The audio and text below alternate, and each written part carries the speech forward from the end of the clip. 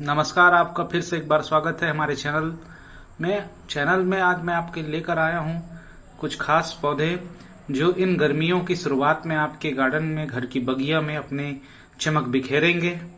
और इस क्रम में आप देख पा रहे हैं मैं आपके लिए लेकर आया हूं बहुत ही सुंदर पौधा डहेलिया का पौधा। वैसे तो ठंड के मौसम का पौधा है, परंतु ये पौधा हम आसानी से ग्रीष्म की शुरुआत में भी लगा सकते हैं। यदि आप हमारे चैनल पर नए हैं तो प्लीज़ हमारे चैनल को सब्सक्राइब करें ताकि हमें इसी प्रकार से मोटिवेशन मिलता रहे। आप देख पा रहे हैं काफ़ी बड़ा साइज का डहेलिया है। डहेलिया का पुष्प आसानी से गर्मियों की शुरुआत में लगाया जा सकता है। ये पौधा इसके कंद से बचा के रखा जा सकता है। इस पौधे के लिए विशेष बात यह है कि आप इसे अधिक पानी ना दें। अधिक पानी देने पर जड़ों में सड़न हो जाता है। आपको मैंने अभी अपने लिए 3 डहेलिया के पौधे लेकर आया हूं। इसमें आप 2 को देख पा रहे हैं, काफी बड़े साइज के फ्लावर हैं, और तीसरा जो है उसमें अपेक्षाकृत छोटे हैं, हालांकि वो बहुत छोटे नहीं हैं। इसके पीछे का कारण मैं आपको आगे समझाऊंगा।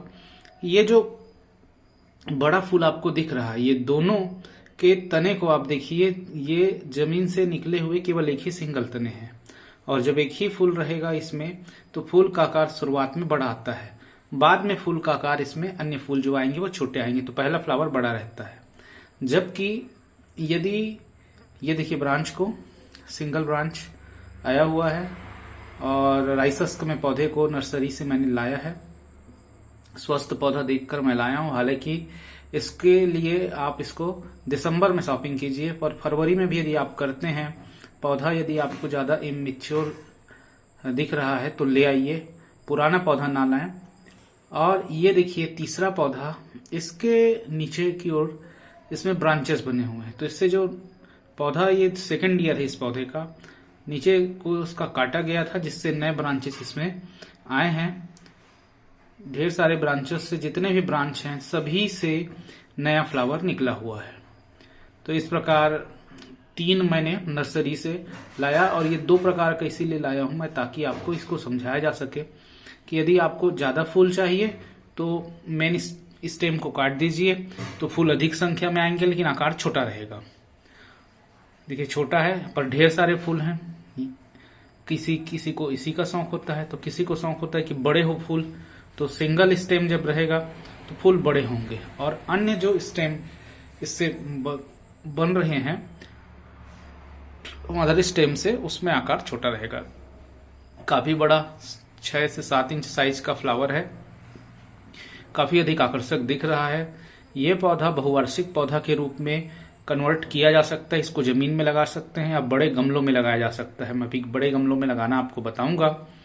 और ये पौधे अत्यंत मनोहर दिखाई देते हैं। इनमें ट्यूबर का निर्माण होता है, जिससे यदि आप जमीन में लगाए हैं, क्यारी में लगाए हैं, तो बहुवर्षीय पौधे के रूप में हर साल इसमें कंद से पौधा निकलता है। सावधानी इसमें बरतना होता है कि इसको बहुत अधिक पानी ना दें, जड़ों में रॉटिंग हो जाती है। तो इसी प्रकार हम सॉइल मिक्सचर में ध्यान देंगे बनाते समय। बहुत अधिक आकर्षक इसमें दिखाई देता है। हालांकि अन्य पिटूनिया या सेवती की तुलना में यह पौधा थोड़ा सा कॉस्टली होता है। ये 70 से लेकर 150 रुपए के आसपास क्षेत्र के अनुसार नर्सरी में मिलता है। मुझे मात्र ये 70 रुपए में मिला है, और ढेर सारी वैरायटी। हालांकि मेरे यहाँ जगह की थोड़ी सी कमी है, फिर भी मैंने आप लोगों की जानकारी के हिसाब से इसको लाया हूँ। चलिए इसको हम एक गमले में शिफ्ट करते हैं। इसको आप देख पा रहे हैं 14 इंच के गमले में मैं इसको लगाऊंगा।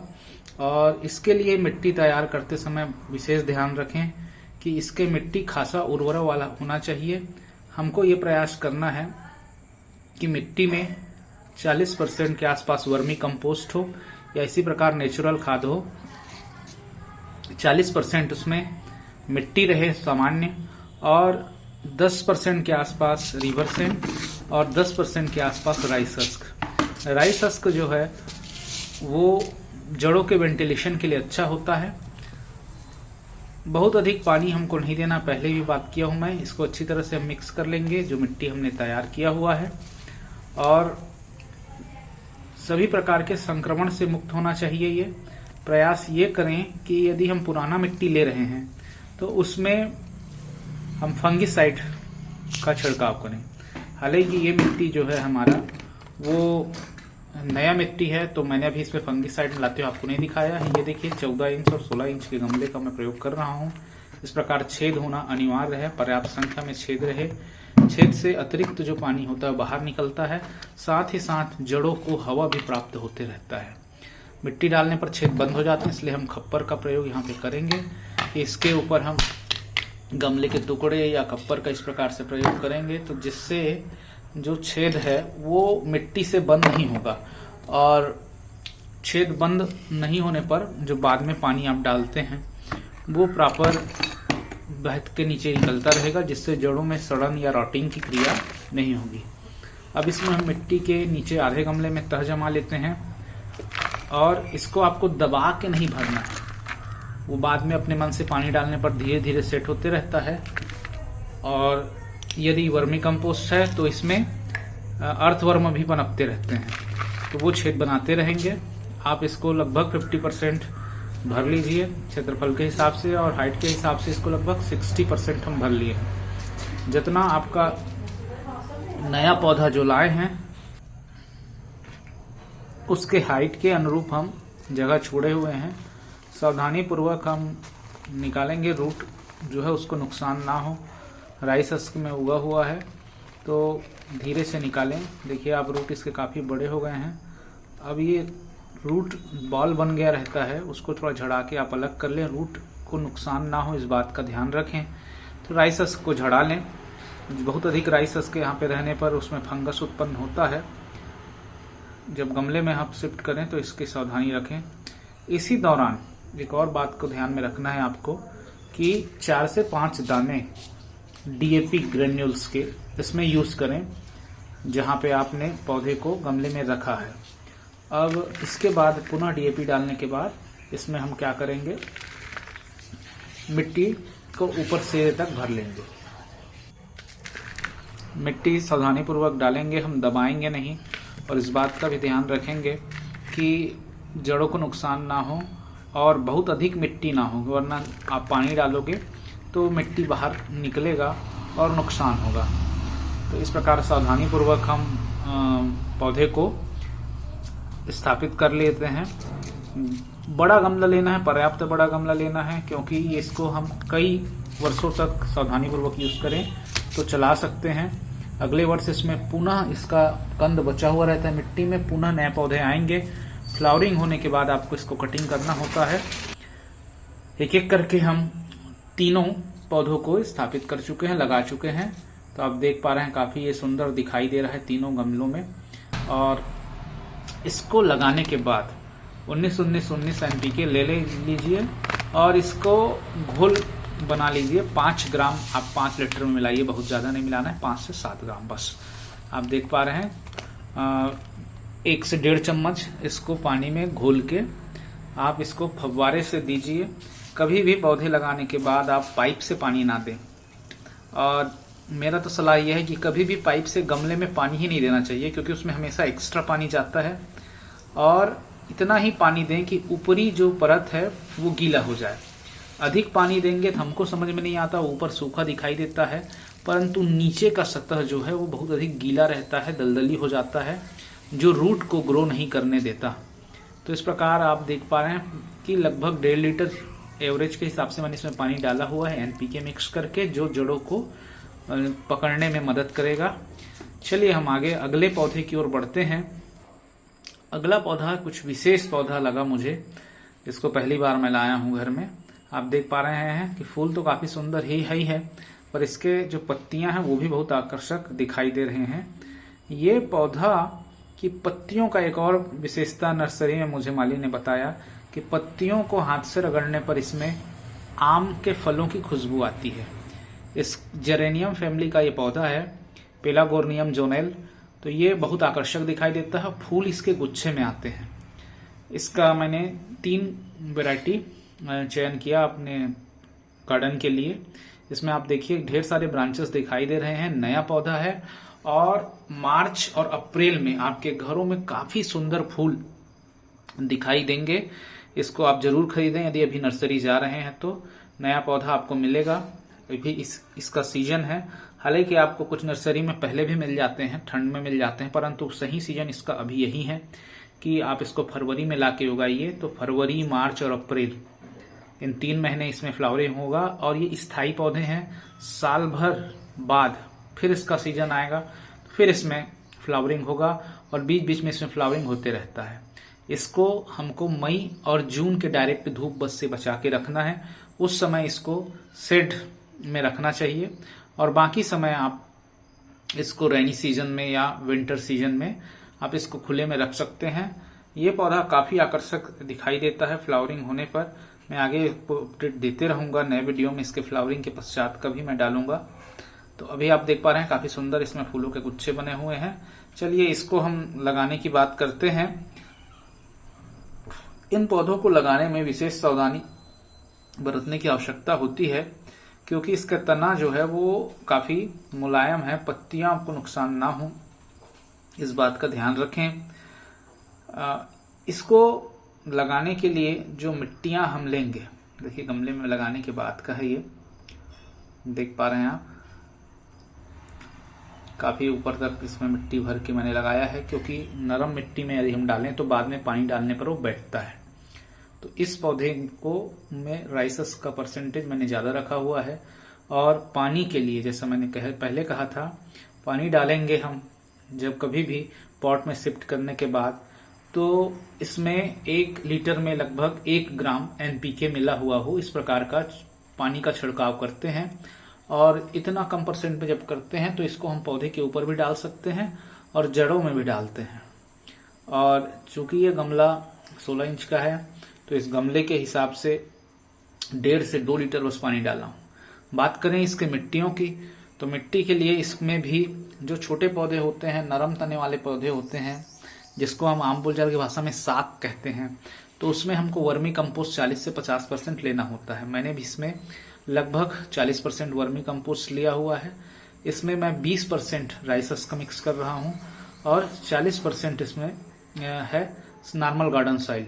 तो गार्डन सॉइल के रूप में मैं नई मिट्टी का उपयोग ना करके प्रायः पुराने गमलों से निकला हुआ मिट्टी को यूज करता हूं। गमलों से मिट्टी निकालने के बाद इसको तुरंत यूज नहीं करते हैं, उसको 1 महीने के लिए धूप में छोड़ दिया गया रहता है और उसके पश्चात उसको यूज करते हैं। गमले की बात करें तो जैसा पहले हम बात करते हैं, गमले के तले में छेद होना ही चाहिए, क्योंकि अतिरिक्त पानी के निकलने के लिए, जड़ों को सड़ने से बचाने के लिए वो अत्यंत आवश्यक होता है। और उन छेद के ऊपर में हम टाइल्स का प्रयोग ना करें, खप्पर का प्रयोग करें। और खप्पर के टुकड़े को लगाने से छेद बंद नहीं होता है, टाइल्स में छेद बंद हो जाता है। तो इसमें मैं इस प्रकार से खप्पर लाया हुआ हूँ अलग से, चूंकि अब तो खप्पर वाले मकान ही कम हो गए हैं और गमले टूटते नहीं हैं, प्लास्टिक के गमले हैं। तो ये अलग से टाइल्स दुकान में आपको मिल जाएगा इस प्रकार के खप्पर, इसको आप यूज कीजिए। एक खप्पर जो है 2 या 3 गमले में काम आ जाता है। और इस प्रकार आप नीचे छेद को बंद करने के बाद मिट्टी के बड़े टुकड़ों को नीचे डालें और फिर इसको अच्छी तरह से हम मिट्टी से भर लेंगे। इस बात का सावधानी रखें कि जड़ जो है वो अच्छे से फैलने के लिए उसको जगह मिले। आप देख पा रहे हैं पर्याप्त भुरभुरी मिट्टी है। यदि आप बहुत अधिक गीली मिट्टी को यूज करेंगे तो जड़ों को वो मिट्टी ठोस एक हो गया रहते हैं और हम लगातार पानी देते हो तो सूख के वो अलग नहीं हो पाते हैं। तो इस प्रकार भुरभुरा मिट्टी जिसको धूप दिखा के अच्छी तरह से सुखा लिया गया हो, धूप साल भर में एक बार मिट्टी में अच्छी तरह से दिखाई देना चाहिए। हम गमलों में लगातार डालते रहते हैं तो उस स्थिति में जो है वो मिट्टी सूख नहीं पाते हैं, उससे मिट्टियों के रोग, वर्म्स वगैरह पैदा हो जाते हैं, फंगस पैदा हो जाता है। अब इसको अच्छी तरह से हम भर लेंगे। भरने के बाद लगभग 60% हिस्सा हम भर चुके हैं। अब पौधे की हाइट के अनुरूप रूट वाला आपको दिखाई दे रहा है। चूंकि इसका तना कमजोर है तो बहुत अधिक इसमें हम राइसस को जोर नहीं देंगे पौधे पकड़ के। जितना बहुत आसानी से निकल जाए रूट को हार्म किए बिना, उतना अधिक सावधानी से हम इसको करेंगे। और इस प्रकार बैठाकर, गमले के बीचों बीच बैठाकर चारों तरफ इसमें हम मिट्टी को सावधानी से लगाते हैं और जिसके परिणाम स्वरूप अच्छे से तना जो है वो खड़ा हो जाए। तो इसमें आप देख पा रहे हैं कमजोर तना है, बार बार ये गिर जा रहा है। तो उसको सावधानी से चारों तरफ स्प्रेड करते हुए हम मिट्टी डालेंगे। अगला पौधा काफी खूबसूरत है, स्टार्क जैसे इसमें फ्लावर हैं और इसी के से इसका नामकरण है। आप इसको पहले देखे होंगे, ये एक्जोरा के जैसे दिखाई देता है और कई बार हम एक्जोरा समझकर कंफ्यूज भी होते हैं। काफी सुंदर आकर्षक पौधा है। ये पौधा में ढेर सारे फूल आपको गर्मी के दिनों में दिखाई देंगे। Egyptian star cluster, star cluster मतलब तारों का गुच्छा ही इसका नाम है। और ये पौधा जो है वह छोटा में ही देखिए आप ढेर सारे इसमें ब्रांच बनते जाते हैं और हर ब्रांच से फूलों का गुच्छा निकलते रहता है। इसको लगाना काफी आसान है। मार्च और अप्रैल में आपके गार्डन में ढेर सारे छोटे छोटे फूल इससे आएंगे। ये तितलियों के लिए काफी आकर्षक होते हैं और तितलियों का जहाँ पे पालन पोषण किया जाता है वहाँ ये अधिक मात्रा में आपको दिखाई देंगे। तो ये पौधा काफी आकर्षक दिखाई दे रहा है। इसको भी छेदयुक्त गमले में हम लगाएंगे, बड़े गमले में लगाएंगे क्योंकि ये अधिक समय तक साल भर बना रहता है। अब देख पा रहे हैं इसको भी 12 इंच के गमले में मैंने लगाया हुआ है। पौधा उसके तुलना में आपको काफी छोटा दिखाई दे रहा है, पर पौधे में ग्रोथ होगा, ये बढ़ेगा। तो इस कारण से मैंने इसको बड़े गमले में लगाया हुआ है। इसमें भी ब्रांचेस आएंगे। स्थायी पौधा है, इसको आप क्यारी में भी लगा सकते हैं। इसके पश्चात अगला है आपका जाना पहचाना डायंथस चाइना सिरेंसिस। इसके बारे में मैंने ढेर सारे वीडियो पहले भी बनाए हैं और दिखाया हुआ है आपको। चाइना सिरेंसिस हालांकि ठंड के सीजन का पौधा है, परंतु इसमें साल भर फूल आते हैं। ये कम दाम का पौधा है, 25 से 30 रुपए में नर्सरी में मिल जाता है, परंतु ये अत्यंत आकर्षक दिखाई देता है। इसी कारण जब भी नर्सरी विजिट होता है, यदि नए कलर के मुझे चाइना सिरेंसिस दिखाई दे रहे हैं, डायंथस दिखाई दे रहा है, तो मैं ले आता हूँ। इस बार भी कुछ नए कलर हैं, 4 से 5 इसमें नए कलर हैं और 2 पुराने कलर हैं जो मेरे गार्डन में मर गए थे। उन पौधों को भी मैंने लेकर आया है। तो यहाँ पे बैगनी और ये सफेद के साथ जो कलर दिखाई दे रहा है वो आप नहीं देखे होंगे। और इस गमले में इस बार मैं आपको उसको दिखाऊंगा। ये बैगनी कलर देखिए और ये बिल्कुल नया कलर है। इसके साथ इस सफेद में बैगनी का सेट, ये दोनों कलर मैं पहली बार लेकर आया हूँ। और इसको चलिए लगाते हैं। तो इसको मैं क्यारी में लगा रहा हूँ, बाहर, घर से बाहर की साइड पर। इसके लिए बहुत अधिक आपको देख रेख की आवश्यकता नहीं होती। सीजनल प्लांट होने के बाद भी ये बहुवार्षिक पौधे की तरह व्यवहार करता है और केवल सावधानी इस बात की रखनी होती है हमको कि इसको हमको फंगस से बचा के रखना होता है। फंगस आने पर अचानक से पौधे में मिलानी होती है और वो सूख जाता है। राइसस्क में पौधे को उगाया गया है, तो हम इसमें को राइसस्क को दबाकर सावधानी से इसको निकाल लेते हैं। इस प्रकार से दबा लें तो निकल जाता है आसानी से। देखिए निकल गया। इस बार मैं इसको बिल्कुल भी झड़ा नहीं रहा हूँ, जैसा है वैसे ही रहे। राइसस्क समेत ही मैं इसको जमीन पे लगा रहा हूँ क्योंकि पौधा छोटा है और हमारे द्वारा राइसस्क को झड़ाने पर जड़ जो है टूट जाते हैं और सीमित मात्रा में इसमें जड़ है, मजबूत जड़ होता नहीं है। तो अपस्थानिक जड़ वाले जो भी पौधे होते हैं उन पौधों के राइसस्क को, मिट्टी को नर्सरी बेग से निकालने के बाद हम नहीं झड़ाएंगे, इससे जड़ों को नुकसान पहुंचता है। पर्याप्त गहराई हम कर लेंगे 6 इंच के आसपास, क्योंकि ये जो नर्सरी बेग में राइसस्क का जो बॉल बना हुआ है वो लगभग 6 इंच का है, तो इतना हम कर लेंगे। बहुत अधिक गैप हम इसमें नहीं देंगे। मिट्टी काफ़ी नरम है और इस मिट्टी में ऑलरेडी 4 महीने के अंतराल में इसमें मैं गोबर की खाद और वर्मी कंपोस्ट मिक्स करते रहता हूँ। इस प्रकार से हम इसको कर लेंगे और चारों ओर से सावधानी से मिट्टी लगा देंगे, जब बहुत अधिक इसमें छेद ना बचा रहे। सावधानी केवल यही करना है कि जितने भी चाइना सिरेंसिस के पौधे हैं उसमें आपको 1.5 से 2 महीने में एक बार फंगीसाइड्स का छिड़काव करना है। आपको किसी भी खाद्य दुकान में फंगीसाइड्स मिल जाएगा और फंगीसाइड्स को पाउडर को छिड़क दें और उसके बाद इसमें पानी डालें। साथ ही साथ इसको बहुत अधिक पानी देने की आवश्यकता नहीं है। गर्मियों में भी इसमें फ्लावरिंग होता है। तो एक एक करके हम इसके सभी पौधे को अब यहाँ पे लगाएंगे और चलिए मैं आपको ये पौधे लगाने के बाद ये कैसे दिखाई देता है इस पर मैं आगे आपको दिखाता हूँ। चाइना सरेंसिस के कई सारे कलर मेरे पास हैं। आप देखिए इधर ये एक बैगनी में, फिर सफ़ेद के साथ बैगनी हो गया, ये पुराना फ्लावर है। सभी को एक के बाद एक मैंने बाहर लगाया हुआ है। और ये कुछ पौधे, तो ये पौधा लगभग 6 महीने पुराना है। तो ढेर सारे चाइना सरेंसिस बाहर घर के लगे हुए हैं। आशा है आपको वीडियो पसंद आया होगा। इसी तरह के वीडियो के लिए आप हमारे चैनल को सब्सक्राइब करें।